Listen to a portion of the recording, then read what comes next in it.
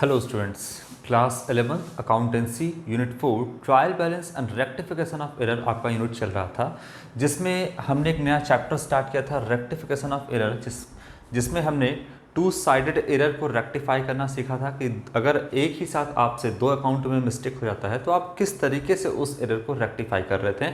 उसमें हम example number 6 को देख रहे थे, जिसमें हमने प्रॉब्लम नंबर 4 तक सॉल्व कर लिया है। अब हम इसे कंटिन्यू करेंगे और प्रॉब्लम नंबर 4 तक हमने सॉल्व कर लिया है। इसके आगे का अब जो प्रॉब्लम है वो हम सॉल्व करेंगे। चलिए,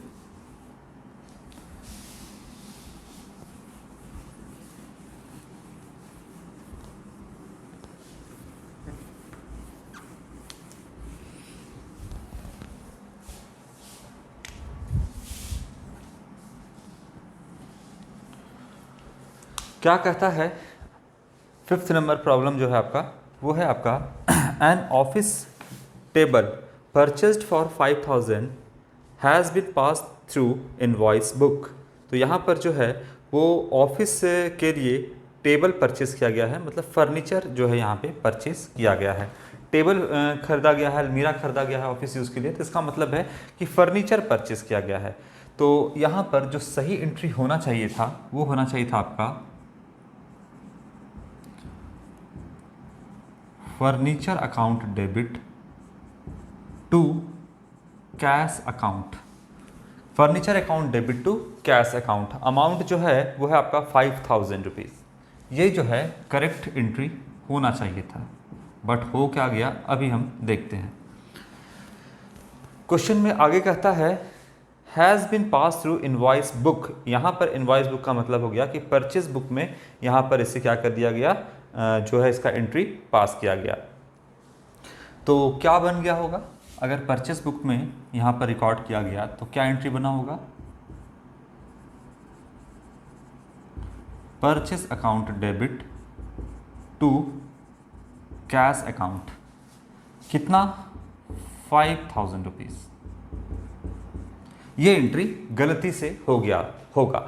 तो यहाँ पर जो है फर्नीचर टू कैश होना चाहिए था, बट हो गया क्या गया है, यहाँ पर जो हो गया है वो purchase account debit to cash ये हो गया है, इनवॉइस बुक में रिकॉर्ड हो गया है, मतलब यहाँ पर परचेज में यहाँ पर रिकॉर्ड हो गया है। परचेज टू कैश इसका गलत एंट्री पास हो गया है। अब इसको करना है रेक्टिफाई। रेक्टिफाई करने के लिए आपको देखना होगा कि यहाँ पर सही में कैश तो अपने जगह पर सही है, ये होना चाहिए था। अच्छा, जिसमें आपका गलत हुआ तो यहाँ पर भी आपका कैश क्या है, सही है। कैश तो क्रेडिट होना ही चाहिए था। होना चाहिए था क्या, डेबिट। फर्नीचर होगा क्या, हो गया डेबिट, यहाँ पर परचेस अकाउंट यहाँ पे डेबिट हो गया। कैश तो अपनी जगह सही है। तो चलिए, होना क्या चाहिए था डेबिट में, फर्नीचर हो गया परचेस, तो जो सही है उसको आप सही जगह पे लिखिए। फर्नीचर डेबिट होना चाहिए था, आप फर्नीचर को डेबिट करिए। फर्नीचर यहाँ पर डेबिट हुआ, फर्नीचर अकाउंट कितने से, 5000। ठीक है, फर्नीचर यहाँ पे 5000 से डेबिट किया हमने। गलती क्या हो गया कि फर्नीचर डेबिट होना चाहिए था, हमने डेबिट कर दिया रेक्टिफाई में। फर्नीचर की जगह परचेज जो है वो यहाँ पर डेबिट हो गया है। अच्छा, तो परचेज अगर डेबिट हो गया है, ये गलत है, तो गलत है तो इसको परचेज को अपना साइड छोड़ना होगा। अगर ये डेबिट में है तो क्रेडिट में आएगा, और अगर कोई क्रेडिट साइड में गलत है तो उसको अपना साइड छोड़ के डेबिट साइड में जाना होगा। तो यहाँ पर फर्नीचर डेबिट में गलत है, इसको अपना साइड छोड़ना होगा, और ये कहाँ आ जाएगा, ये आ जाएगा आपका क्रेडिट साइड में। परचेज ना, परचेज अकाउंट 5000, ये आपका रेक्टिफाइड एंट्री पास हुआ।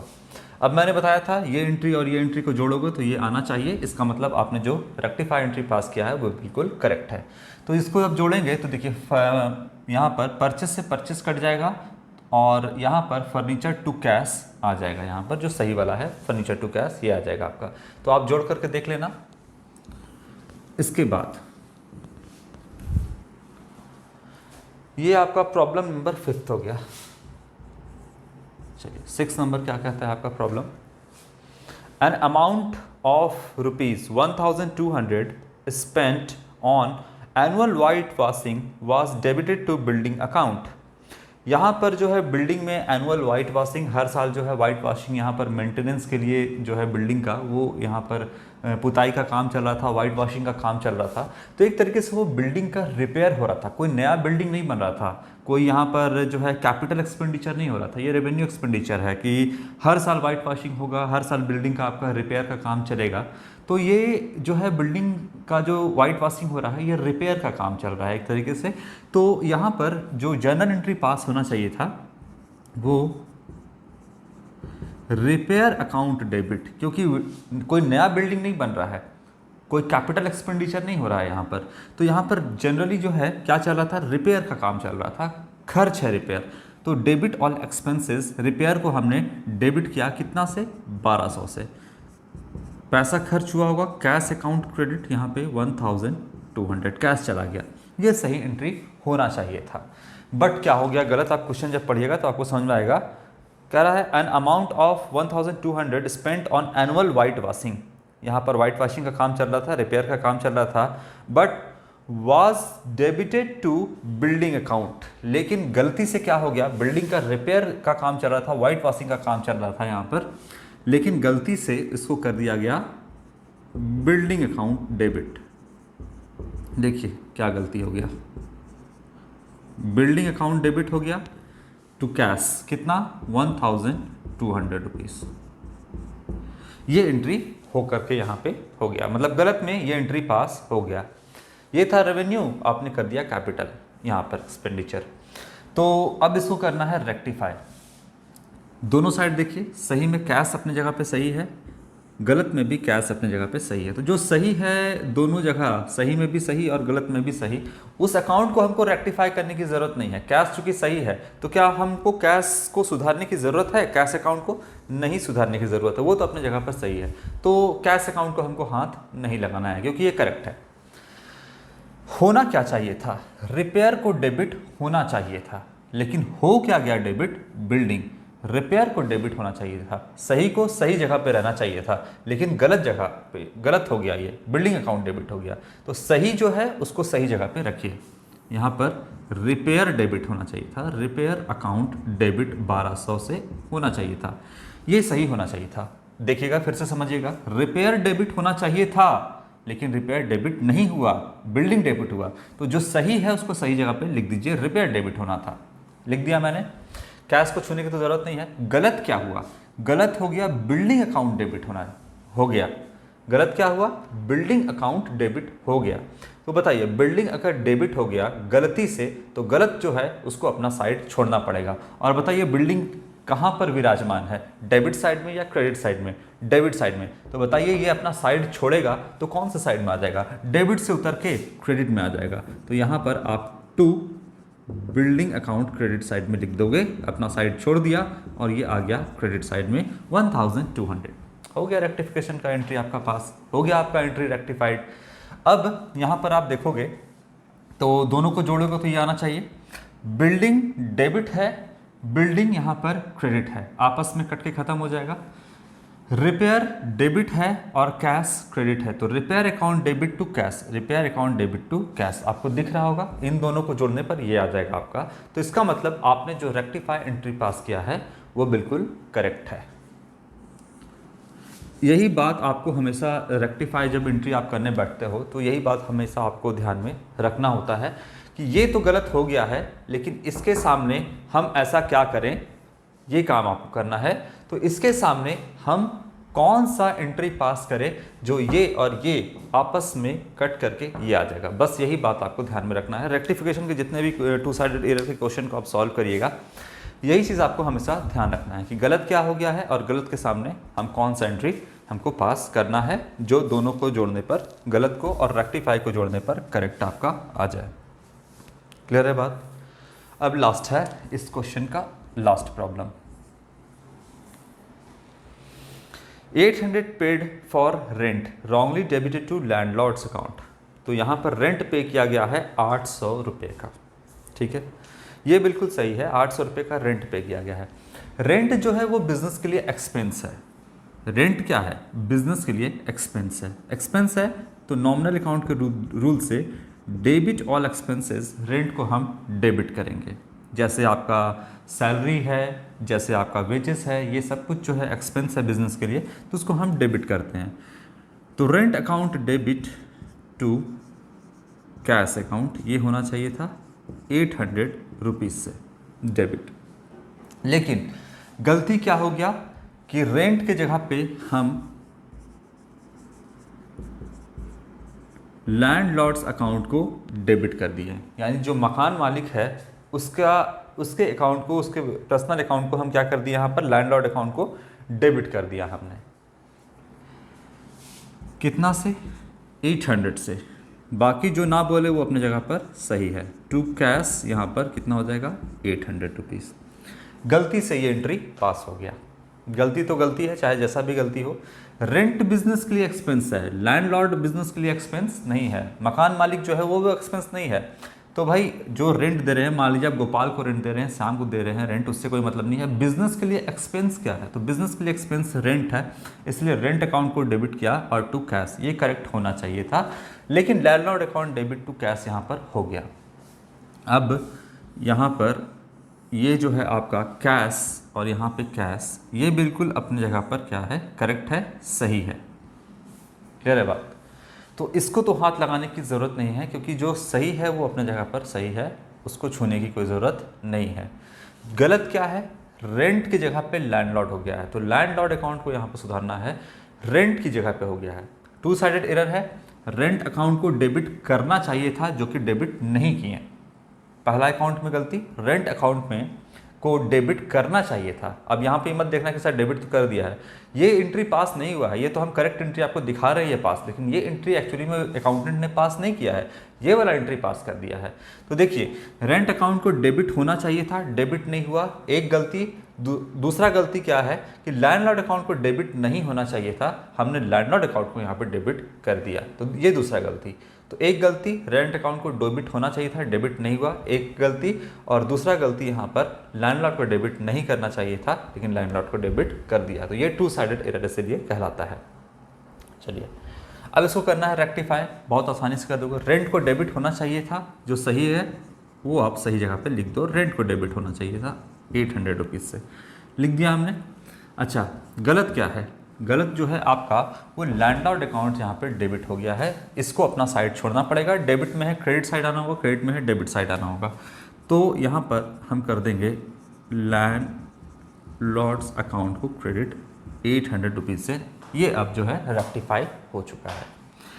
जोड़कर देख लीजिए, इस दोनों एंट्री को जोड़िएगा तो यहाँ पर देखिए, रेंट अकाउंट डेबिट है, कैश है, लैंडलॉर्ड आपस में कट जाएगा, क्रेडिट और डेबिट, तो बचेगा क्या? Rent account debit to cash, rent account debit to cash 800, यही आपका बचेगा। तो वो आपका यहाँ पर जो है रेक्टिफाई एंट्री पास हो गया।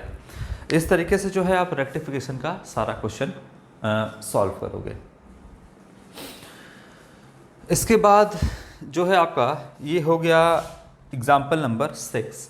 देखिएगा, ये टू साइडेड एरर का क्वेश्चन है। हमेशा जब भी आप क्वेश्चन को सॉल्व करते हैं तो हमेशा इस बात का आपको ध्यान में रखना है कि टू साइडेड एरर अगर आप के प्रॉब्लम को सॉल्व कर रहे हैं तो सारे चीज़ों को ध्यान में रखिए कि क्या टू साइडेड एरर हुआ कैसे। यहाँ पर देखिए, फर्नीचर की बात करें, अब यहाँ पे लिखे हैं टू साइडेड एरर। आप क्वेश्चन को सॉल्व किए जा रहे हैं और आपको पता ही नहीं है कि हम टू साइडेड एरर के क्वेश्चन को सॉल्व कर रहे हैं।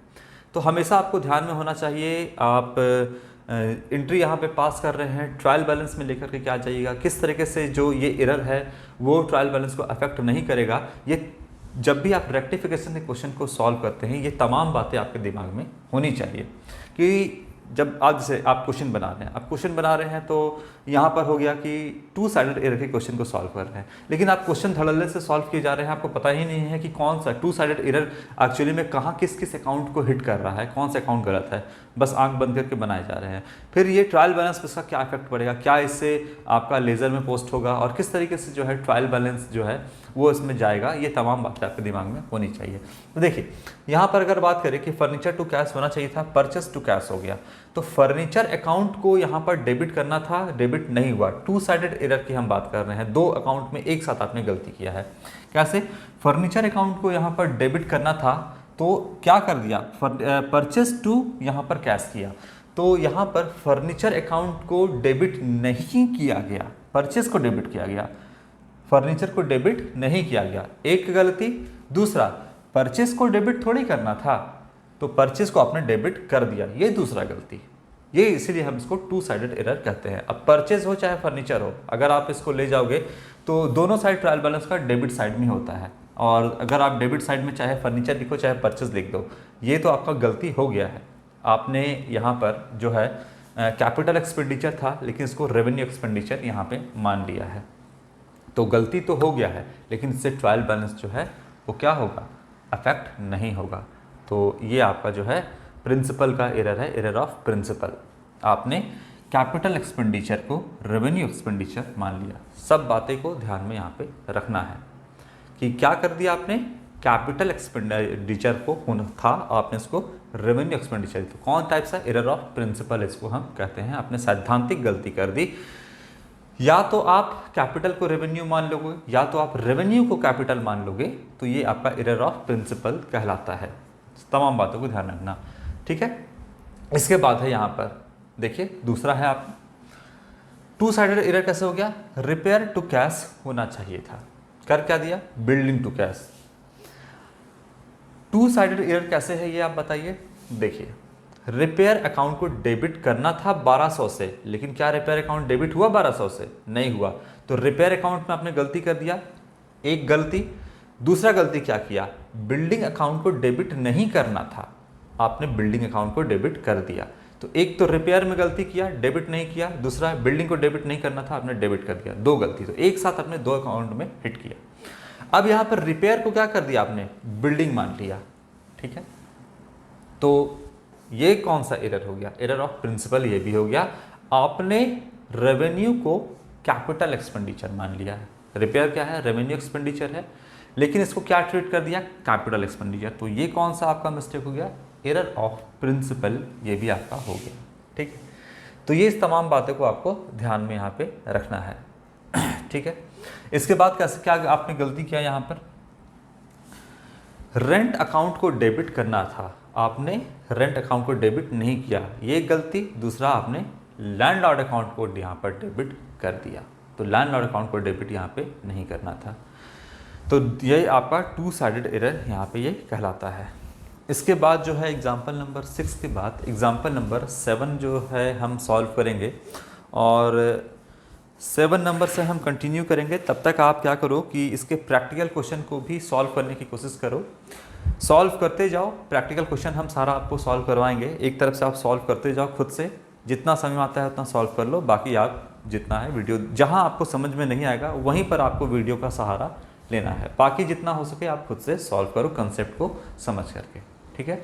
तो नेक्स्ट वीडियो में हम आपको एग्जाम्पल नंबर 7 जो है सॉल्व करवाएंगे, और आप प्रैक्टिकल क्वेश्चन एक तरफ से सॉल्व करते रहो। एग्जाम्पल भी आपको ऐसा है कि रेक्टिफिकेशन ऑफ एरर का एग्जाम्पल का सॉल्यूशन भी अगर आप देखोगे तो भी आपको सॉल्यूशन समझ में नहीं आएगा, क्योंकि ये कोई आपको सॉल्यूशन देख के तो समझने वाला ये चैप्टर है ही नहीं कि आप सॉल्यूशन देख लोगे और आपका जो है वो कंसेप्ट क्लियर हो जाएगा। आपको इसी तरीके से कॉलम बना करके समझने की ज़रूरत है।